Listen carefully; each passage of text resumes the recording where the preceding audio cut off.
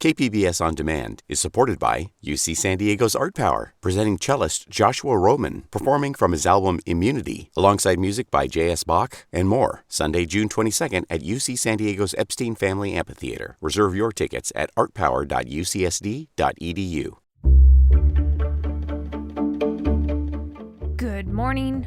I'm Annika Colbert. It's Thursday, May 26th. State lawmakers push for more gun control. More on that next, but first, let's do the headlines. Another in-custody death has occurred at a jail in San Diego County. A 64-year-old inmate died of unknown causes on Wednesday at the San Diego Central Jail. The man's name is being withheld pending family notification. An autopsy is scheduled for today. This is the 10th death at a county jail this year. California's governor and state water managers say drought conditions are heightening the need for conservation, even in San Diego, where local officials say there's plenty of water. The San Diego County Water Authority's Jeff Stevenson says a desalination plant and deals for Colorado River water secure local supplies, but he says the authority will still encourage residents to save. If the state is successful in voluntarily cutting water use, it could stave off more severe mandatory water use restrictions already in effect in parts of California. Major construction at the San Diego International Airport is starting early next month. Construction will be in front of Terminal 1, and it's expected to continue through the end of 2024. If you plan to travel through there, officials suggest making parking reservations, using public transit, or arranging to be picked up and dropped off. Terminal 1's parking lot will be permanently closed after June 15th, along with the pedestrian bridge in front of Terminal 1 that goes to ground transportation. From KPBS, you're listening to San Diego News Now. Stay with me for more of the local news you need. KPBS On Demand is supported by Splatero, helping homeowners pay off debt or for home improvements by offering streamlined access to your home's equity with no additional monthly payments or new debt. Splatero provides a lump sum payment in exchange for a share of your home's future value. Learn more at splatero.com.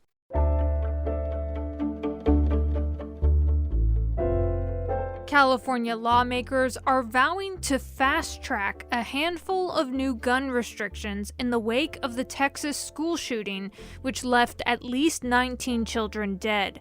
Cap Radio's Nicole Nixon reports. Governor Gavin Newsom wants state lawmakers to send him 4 bills by the end of next month that would restrict gun sales. He also wants them to add urgency clauses, which would allow the bills to take effect immediately if they're passed and signed. That requires approval from 2/3 of lawmakers in both houses, a supermajority Democrats hold. We're going to continue to advance that reform, and we're taking it to a whole nother level with a sense of urgency that this moment requires. One of the bills passed the state Senate just hours after the Texas shooting occurred. It would allow residents to sue gun makers and sellers for damages if their weapons are used illegally. Senator Anthony Portantino cited the shooting and urging his colleagues to support it. One more death is too many. I respectfully ask for an aye vote. Other proposals the governor is supporting would ban ghost guns and fine gun manufacturers if they market to minors. In Sacramento, I'm Nicole Nixon. In San Diego, teachers, students, and parents are responding to the shooting at an elementary school in Texas. On Wednesday, Board of Supervisors Chairman Nathan Fletcher directed flags to be flown at half-staff at the San Diego County Administration Center in honor of the victims. KPBS reporter Kitty Alvarado has more on local reactions. Simply gutted, devastated. Maria Ortega is deeply invested in local schools. She's the mother of kids in 2 districts and also sits on the board of 3 charter schools. They want students, parents, and teachers to know they're not alone, and says teachers in particular are having a hard time in the aftermath of this shooting. A friend of mine who's a teacher in the South Bay, and I checked in on her. How are you doing? And she said she got to school this morning and she simply sat in her car and cried. San Diego County Sheriff Tony Reyes says their deputies are wearing mourning bands in solidarity with Uvalde. Their protocol kicks in immediately after mass shootings happen. We are putting our deputies near the schools, the churches, I say, where people gather together. so they know that we're out there protecting them. He says it's important for people to communicate and ask for help before it's too late. Oftentimes I talk to people and they say, yeah, I thought something was wrong, but I know you're busy. I didn't want to bother you. Well, we want to be bothered. Kitty Alvarado, KPBS News.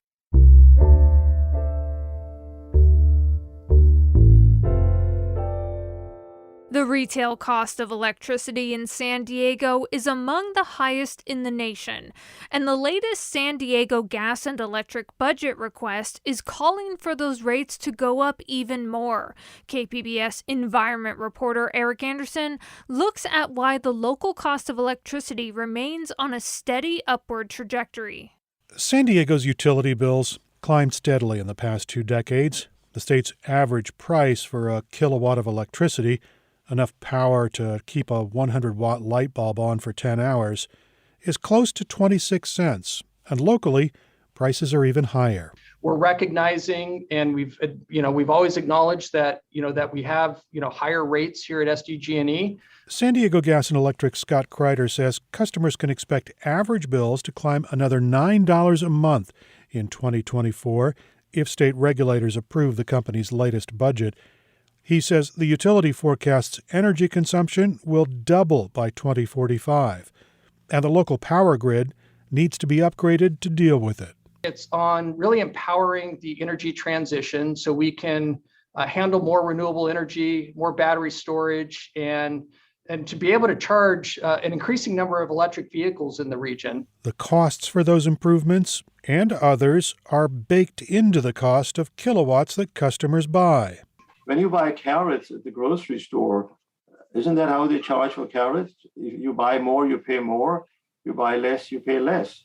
Ahmed Farouqi is an economist who studied electricity rate systems for 40 years. He says the way people pay for electricity is a lot like going to a market. Welcome. Please scan your first item. First, buy a basket big enough to hold everything bought on the biggest shopping trip of the year. That's called a capacity cost. Add lettuce and tomatoes to the basket to represent transmission and distribution, and that accounts for nearly 2/3 of the cost of a kilowatt hour. The actual electricity, a couple of potatoes, close to another third. Sundries like public purpose programs and debt service for purchases made years ago make up the rest. But Farouqi says buying electricity is not like going to the market in one crucial way. If you don't like the prices at Safeway, you can go to 5 other grocery stores. If you don't like the price of United Airlines ticket, you have 10 other options to look at. Same thing for hotels and cars and so on. There is competition. And not only is there no competition in California's electricity marketplace, utilities play a huge role in setting the price. In fact, they set the price, and regulators at the California Public Utilities Commission mostly approve the kilowatt rates. But those rates include things utilities can't control. The CPUC's Mike Campbell says regulators insist on conservation. And state lawmakers want things like rooftop solar, so utilities have to adjust rates upward. And regulators want to make sure utilities sell enough power to cover costs. If the forecast is wrong and they collected $1 million less than we decided they were supposed to, we'll try to set the rates so that they're going to collect $1 million more the next year to make up for it. And that means regulators guarantee a utility gets so much money. And if they don't, then customers pay more. Insert cash or select payment type. Use PIN pad to complete transaction. And it's also crucial to remember where the utility makes its profit. It comes from building infrastructure. And SDG&E's Scott Kreider sees a huge need. You think about, really almost doubling the capacity of the electric grid in about 20 years or so. And so, this is going to be really an ongoing journey that we're going to have to go on with our customers. Economist Ahmed Farouqi says that journey will be costly. Everyone is projecting rate increases of 10 to 20% on top of already high rates. And customers are pretty much fed up with it, right? Affordability is a big challenge. There are proposals to change the way rates are calculated, but there's little chance any changes will come soon. So when the power bill arrives in the mail, expect the costs to continue to go up. Eric Anderson, KPBS News. Coming up, California lawmakers are working on a bill that would ban the practice of expelling and suspending preschool children. We wouldn't say, sit in the corner with those books until you know how to read. But we do that to kids. You sit in the corner until you know how to play with kids. And that's not logical. We'll have more on that next, just after the break.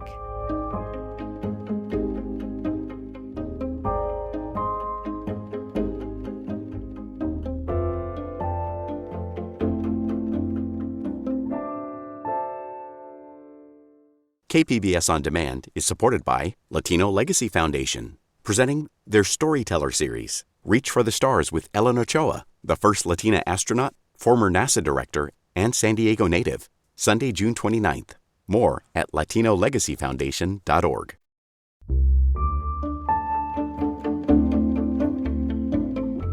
Preschool children are expelled and suspended at rates 3 times higher than kids in K-12 schools.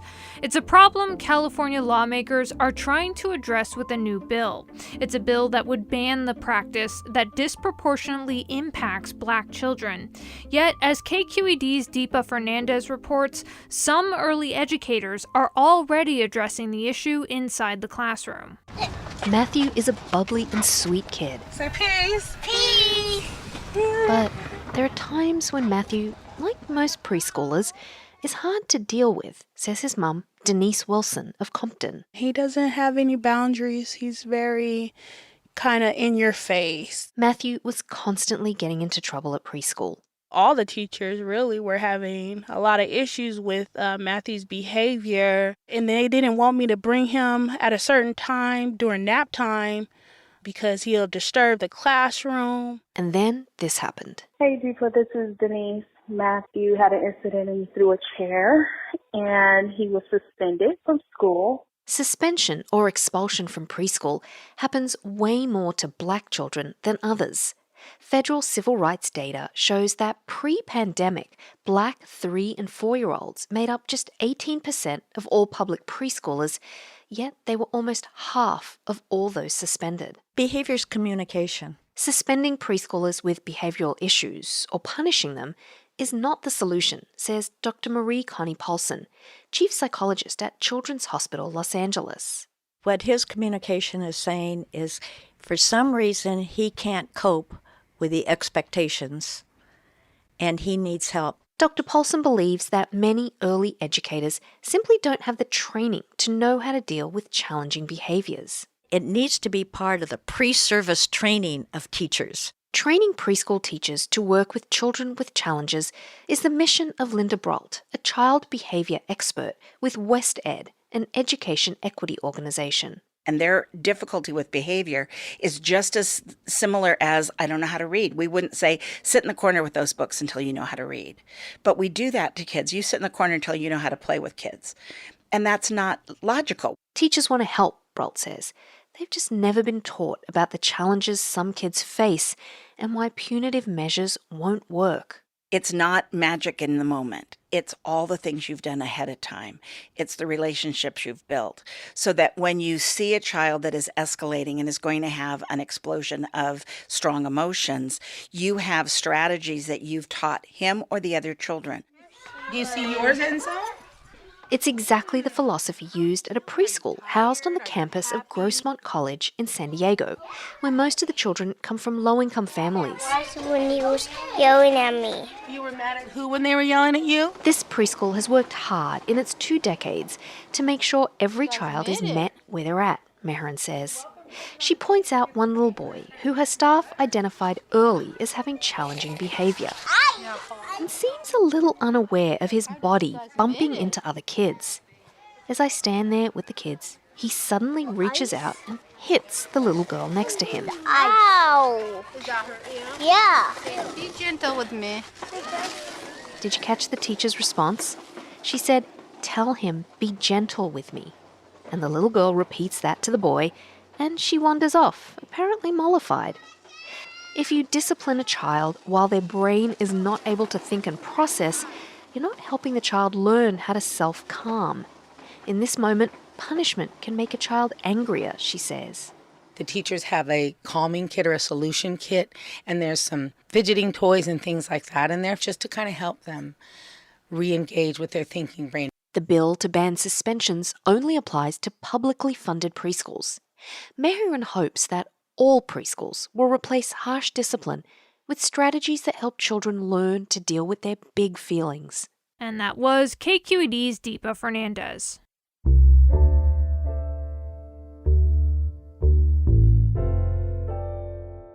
Some homeowners in a newly built Chula Vista development say the sales team and builder of their community did not live up to the promises made.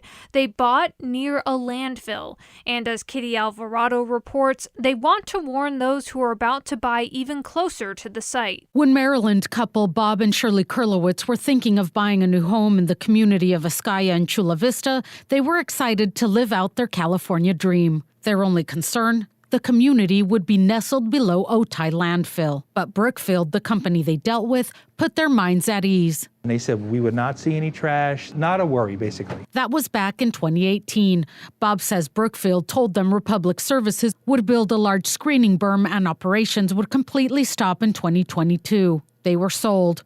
But when they moved in, their idyllic neighborhood changed.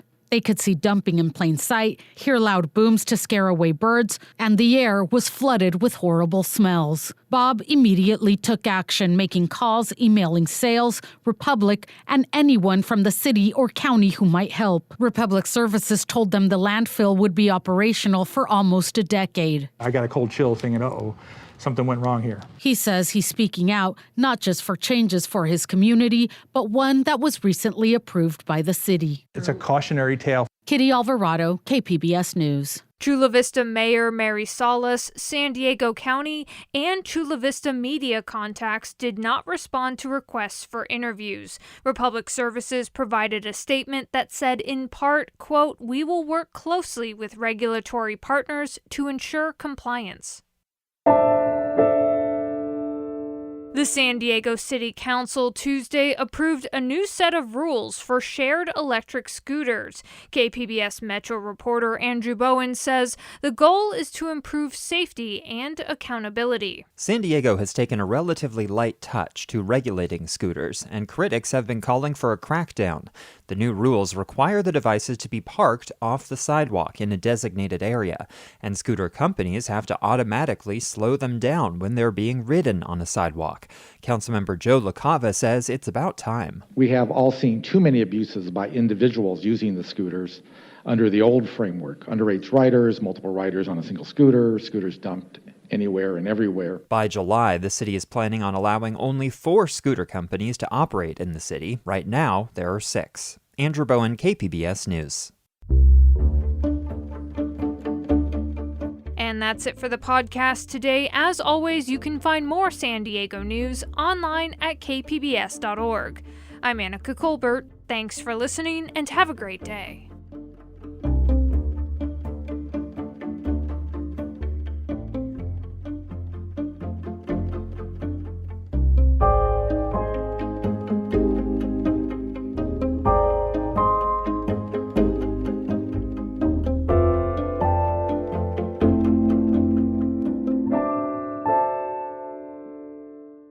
KPBS On Demand is supported by Latino Legacy Foundation, presenting their Storyteller series, Reach for the Stars with Ellen Ochoa, the first Latina astronaut, former NASA director, and San Diego native, Sunday, June 29th. More at latinolegacyfoundation.org.